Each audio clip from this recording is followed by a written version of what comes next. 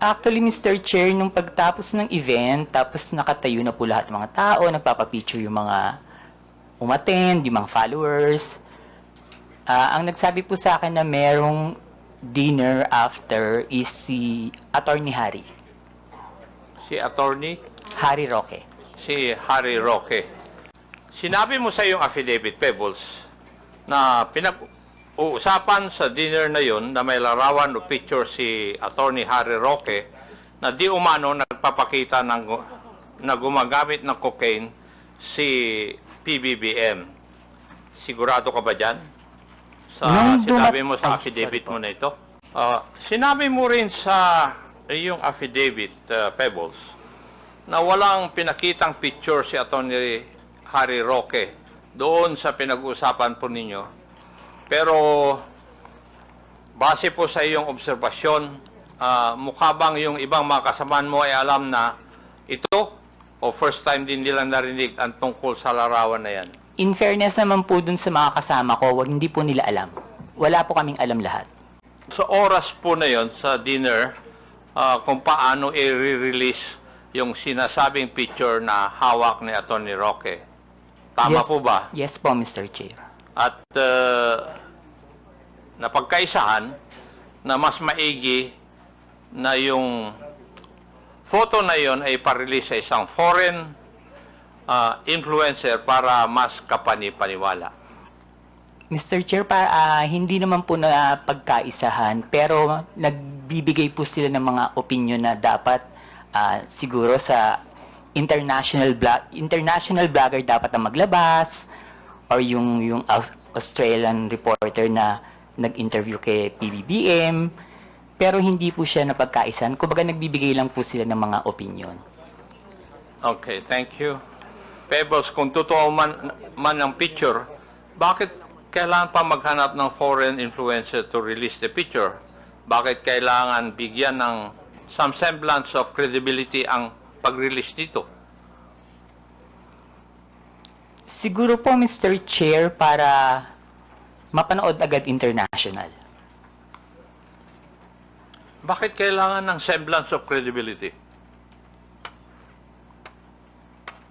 Dahil hindi tunay yung litrato o yung photo?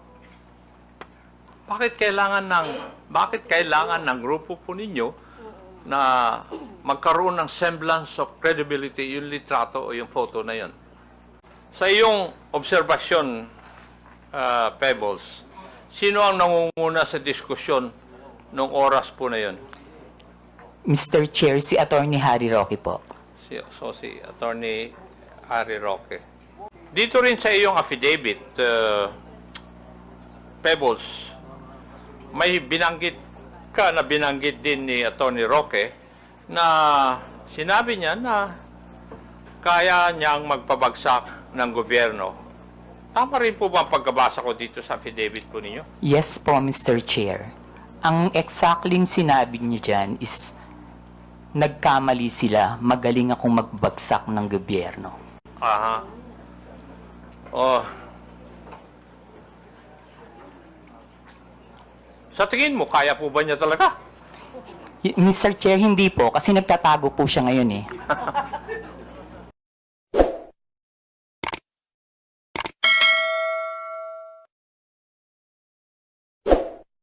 Kung ako, please recognize. Thank you, Mr. Chair. May I know if Mr.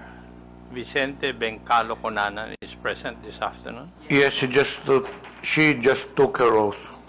Would he be the same as Miss Pebbles Conanan? Yes Same. po. Your Honor, Yes. Thank you. I have here a sinumpaang salaysay. Paige, could you please present it to her?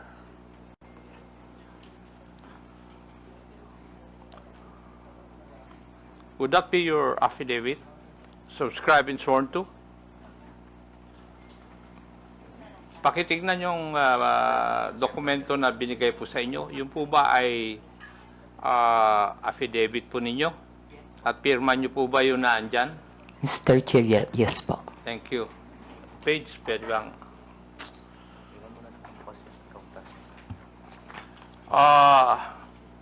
Would you mind if I just call you Pebbles in this hearing? Mr. Chair, thank you po.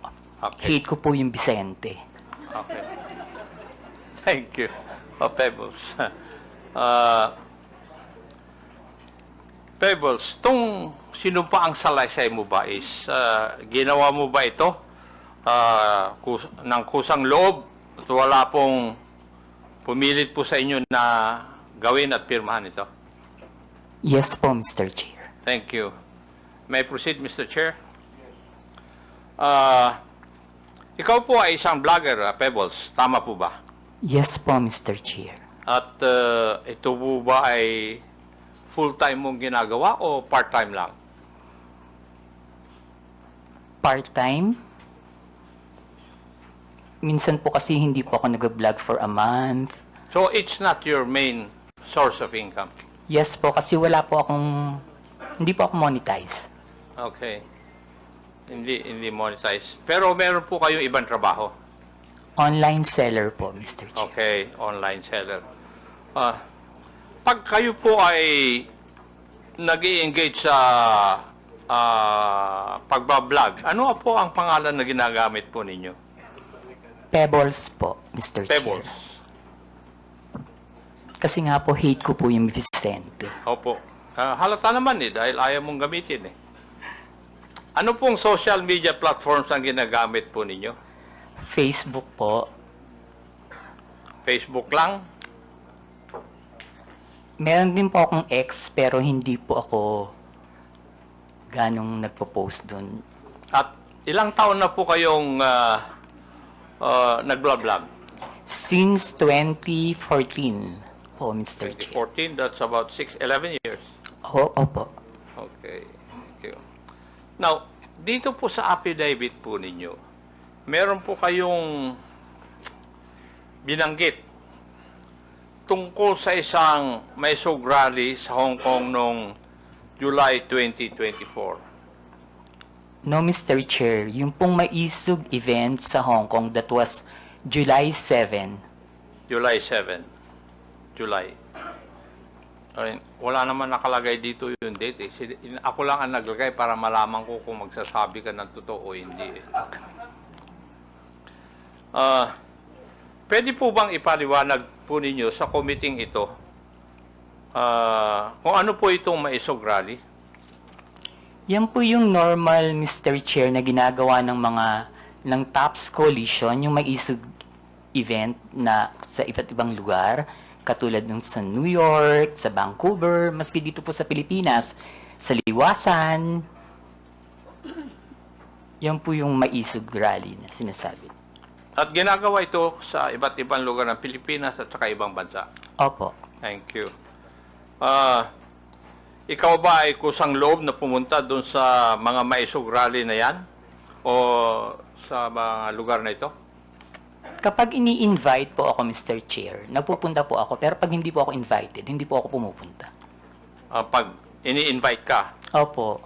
may sumasagot po ba sa iyong pamasahe? Meron po. Meron. Pati yung accommodations po ninyo? Yung pamasahe lang po, pero yung accommodations, kapag isang beses pa lang po kasi ako nakapunta ng abroad na maisog rally. Saan po yun? Sa Hong Kong. Sa Hong Kong. Doon po, yung friend ko po yung nag-sponsor sa akin ng airfare and hotel. At pwede ko po bang malaman? Masabi po ninyo dito sa committee ito kung saan ka nag-stay at saka ilang araw ka na natili doon sa Hong Kong?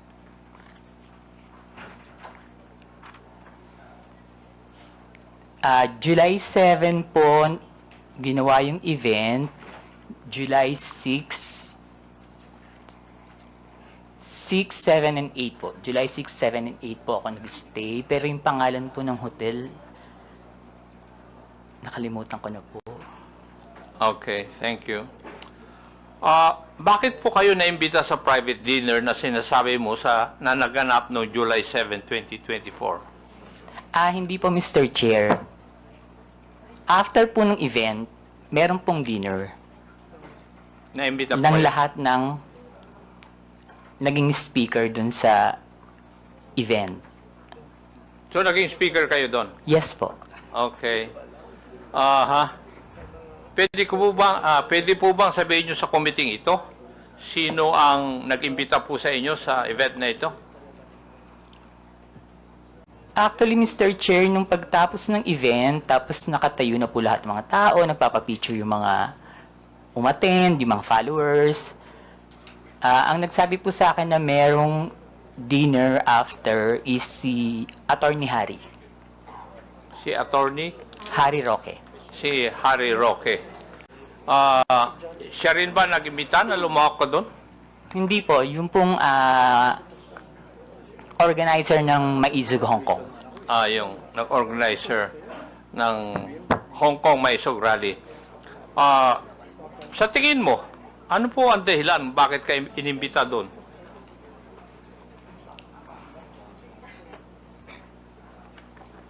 Kapareho rin po nung mga ginagawang rally dito sa Pilipinas na sabihin lahat ng ginagawa ng gobyerno na hindi namin gusto kasi that time kalaban po ako ng gobyerno. Liwanagin po natin yon. Kalaban ka ng gobyerno?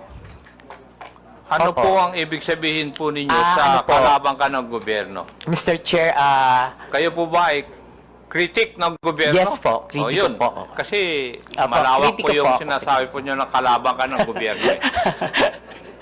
sorry, kritiko po ako ng gobyerno. Kritiko ka ng gobyerno. Okay. Meron akong meron pong binabanggit sa iyong affidavit na pagkatapos ng nangyaring maisog rally sa Hong Kong, ikaw ay naimbita na dumalo sa isang pribadong dinner kasama ng mga iba pro-Duterte vloggers at personalities. Meron akong ipapakitang litratong ito sa screen. Pakisagot lang pakisabi lang kung ito po ang sinasabi po ninyong dinner na nangyari. Yes po, Mr. Chair. Comsec, please flash the photo on the screen.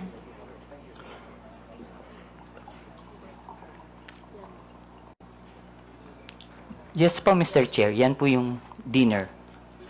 Yan. Yes po, Mr. Chair. Try ko po lahat. Yung kakilala ko lang po, ha. Opo. Yung pong nakaupo from left side is si Tio Moreno. Yung nakatayo po na Tio Moreno, yung nakaupo dito sa kaliwa, Dito po. naka-black, Hindi po yung naka-brown. naka-t-shirt. Yes po. Ay, ipag doon po kasi ako tumingin. Kasi nasa left sa photo, yes. Okay. And yung nakatayo po na white is si Miss Sas Rogando Sasot. Okay. Ako po yung kasunod. Sumunod po si Miss Joey. Next si Sec Trixie, si Attorney Vic. And then yung nakaupo pong green is si Prof. Ana. Uy. Okay. Yung naka-red, hindi ko po kilala. Yung katabi po ng naka-red, si Attorney Harry Roque. Yung nakatayo pong naka-black, si Daniel Long. Yung naka-green na nakatayo, hindi ko po kilala. Yung katabi ng naka-green, si Pam. Yung katabi ni Pam, hindi ko po kilala. And then yung pong nakaupo sa right, si Mr. Abines. Yung katabi ni Mr. Abines, hindi ko po kilala. Then si Attorney Glenn Chong and si Doc Badoy.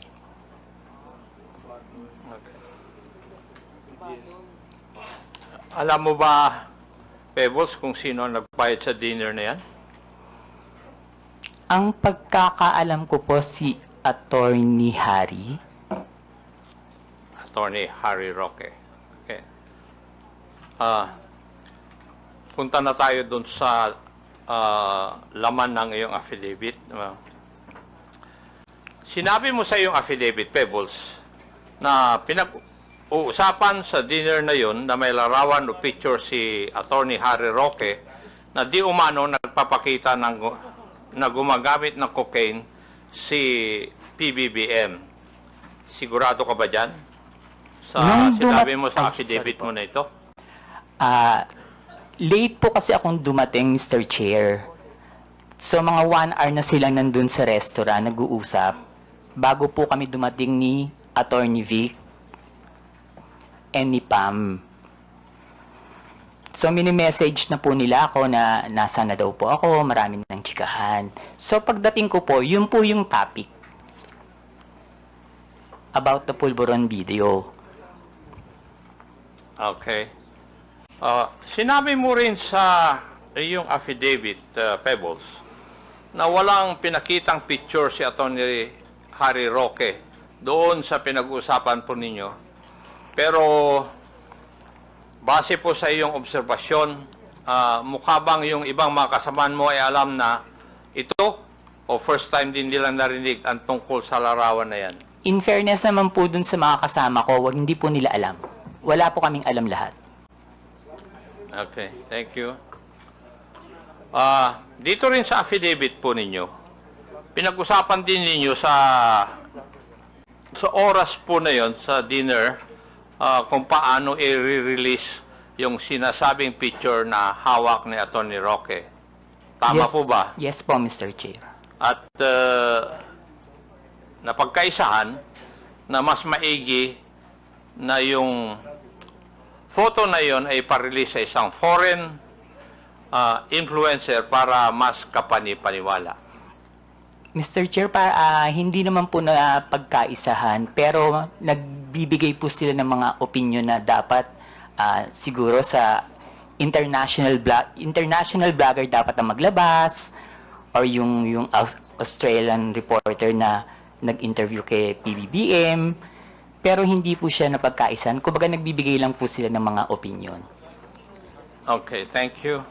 Pebbles, kung totoo man ang picture, bakit kailangan pa maghanap ng foreign influencer to release the picture?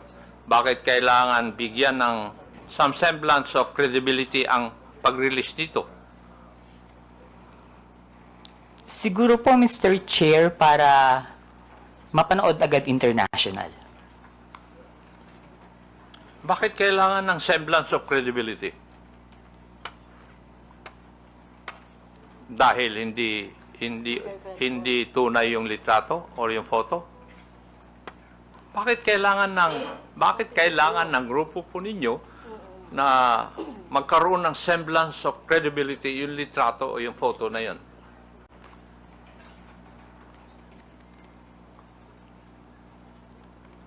Hindi ko po... Kasi that time po, Mr. Chair, nakikinig lang po ako. Hindi po ako nagbibigay ng opinion na ilabas ng international blogger. Nakikinig lang po ako sa kanila. Wala po akong binigay na opinion na, ay, oo, sige, ilabas mo. Dapat ilabas siya ni ganito. Dapat ilabas siya ni ganyan. Hindi po ba, Pebbles, having in this business for 11 years, kung kailangan bigyan ng credibility sa isang bagay, yun ay dahil yung isang bagay na yun ay alanganin. Yung bang pwedeng hindi totoo? Yes po, Mr. Dahil Chair. kung totoo yun, hindi nyo na kailangan na bigyan ng credence o credibility. Yes po, Mr. Chair. Yes, thank you. Sa iyong obserbasyon, Pebbles, sino ang nangunguna sa diskusyon nung oras po na yun? Mr. Chair, si Attorney Harry Roque po. Si Attorney Harry Roque. Now, pwede ko bang tatanungin, Pebbles, at that time na ikaw ay nag-vlog, ng panahon na yon, ikaw ba ay DGS? Hindi po, Mr. Chair. Ano po kayo? Crow Philippines. pro-Philippines. Wala po akong pinapanigan. Na wala kayo pinapanigan. Hindi po ako BBM vlogger that time, hindi rin po ako DDS. Ah, pero sa mga vlog ninyo, sumusuporta po kayo sa mga Duterte. Hindi po, Mr. Chair. Hindi. Okay. Ha. Dito rin sa iyong affidavit, Pebbles, may binanggit ka na binanggit din ni Atty. Roque na sinabi niya na kaya niyang magpabagsak ng gobyerno. Tama rin po ba ang pagkabasa ko dito sa affidavit po ninyo? Yes po, Mr. Chair. Ang exactly sinabi niya dyan is nagkamali sila, magaling akong magbagsak ng gobyerno. Aha. Oh. Sa tingin mo, kaya po ba niya talaga? Mr. Chair, hindi po, kasi nagtatago po siya ngayon eh. Tama. Meron. Yung,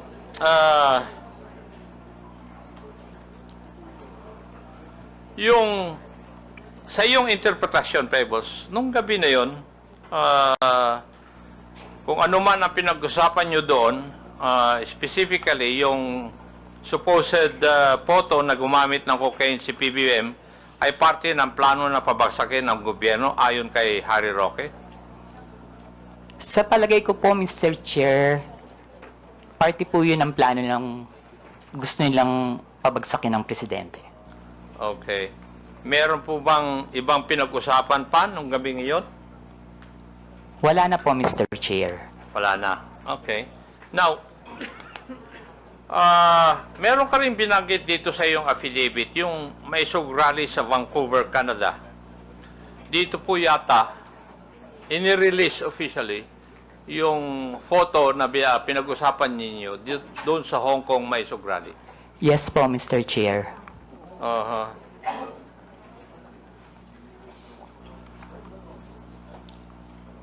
Comsec, paki-plus po ang video clip na nagpapakita ng pag-release ng Pulveron video sa rally sa Vancouver.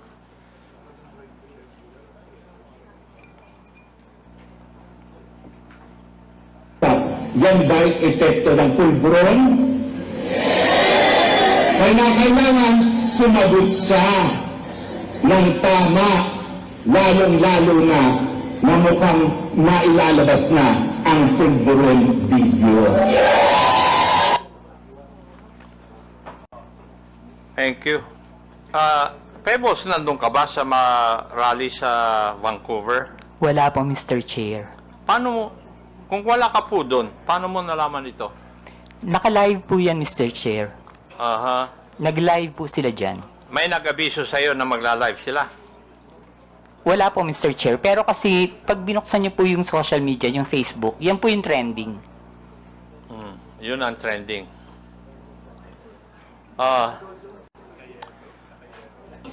Pebbles, mapapansin sa isang video na si Atty. Roque mismo ang nasa entablado at nangunguna sa rally. Tama. Yes po, Mr. Chair. Siya rin ang nagbibigay ng pahayag sa harap ng mga tao, kaya masasabi ba natin na aktibo siyang bahagi ng event na ito? Yes po, Mr. Chair. So, malinaw na si Atty. Roque ang isa sa mga pangunahing personalidad sa rally kung saan inilabas ang Pulveron video. Yes po, Mr. Chair. At base sa video, siya mismo ang nasa sentro ng kaganapan. Tama rin. Yes po, Mr. Chair. Ngayon, ayon din dito sa iyong sinupang salaysay, isa sa mga dumalo sa Vancouver Maisog Rally ay si Maharlika. Yes po, Mr. Chair. Pwede po bang sabihin mo kung sino itong si Maharlika? Si Maharlika po yung isang vlogger niya taga-US. Taga-US. Ayon din dito sa iyong salaysay, parang alam na ni Maharlika ang nilalaman ng video bago pa ito may sa publiko. Bakit po ninyo nasabi ito? Paulit po, Mr. Chair.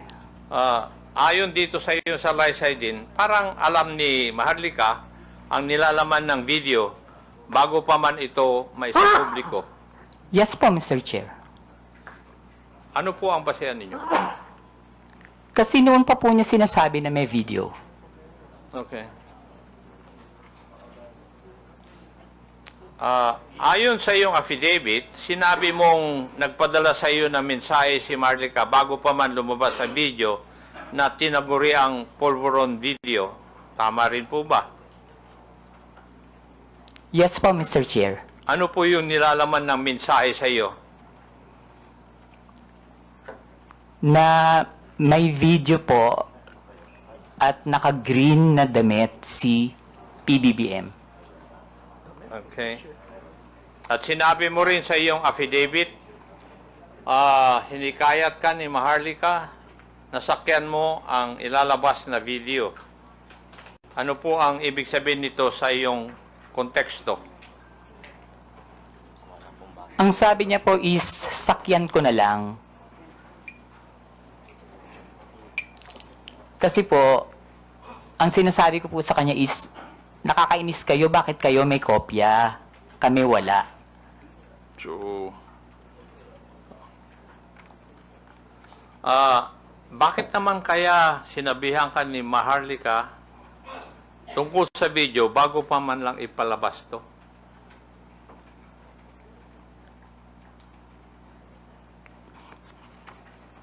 Hindi ko po alam, Mr. Chair. Kasi po, sa totoo lang po, Mr. Chair, si Maharlika, kaibigan ko po yan, pero kahit kaibigan ko siya at meron siya mga issues, hindi po siya nagsasabi sa akin kung sino yung mga puting ahas niya. At hindi rin naman po ako nagtatanong. Okay. Hindi na po ako magtatanong doon. May ipapakita akong video. Paki-plus po yung video na sinubmit ni Pebbles bilang Annex B ng kanyang affidavit.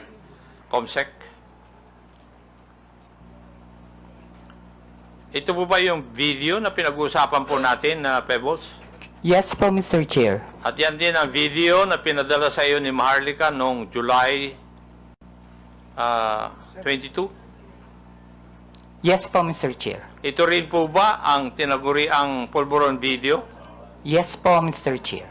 Pwede po bang ipaliwanag nyo sa akin? Ano po bang sinasabi o nakikita dito sa video na ito? Naggumagamit po ang presidente ng droga. Okay.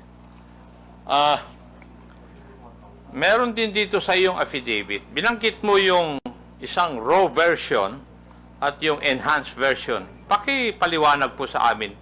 Ano po ang ibig sabihin nito sa iyong affidavit? Yung raw version po kasi, kapag tiningnan nyo, hindi nyo siya masasabi na kahit na hindi po siya talaga, hindi nyo rin po talaga masasabi na si PBBM.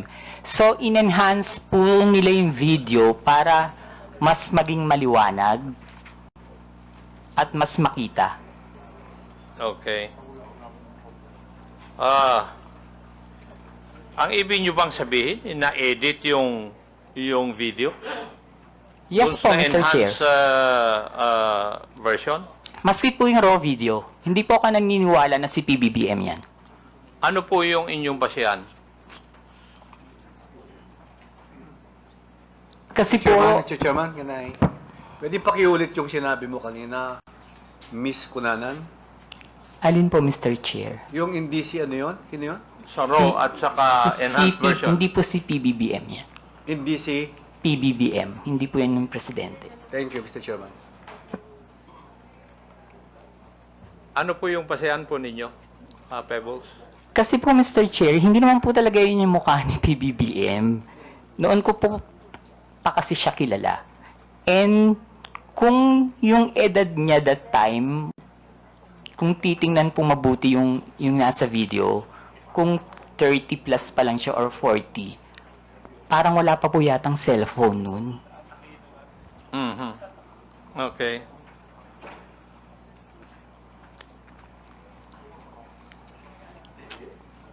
So, sa tingin mo, Pebbles,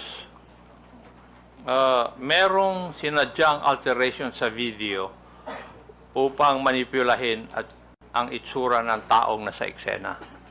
Yes po, Mr. Chair. Ayun. Ibig sabihin, lumalabas na planado ang pagpapakalat ng video para makapanira kay PBBM. Tama po. Yes po, Mr. Chair. At ayon sa iyo, si Harry Roque ang may pakanan dito. Yes po, Mr. Chair. Pero hindi lamang si Attorney Roque ang high official na nasa meeting na 'yon. Tama po ba? Yung sa Hong Kong po, Mr. Chair. Yes. Politician po ba?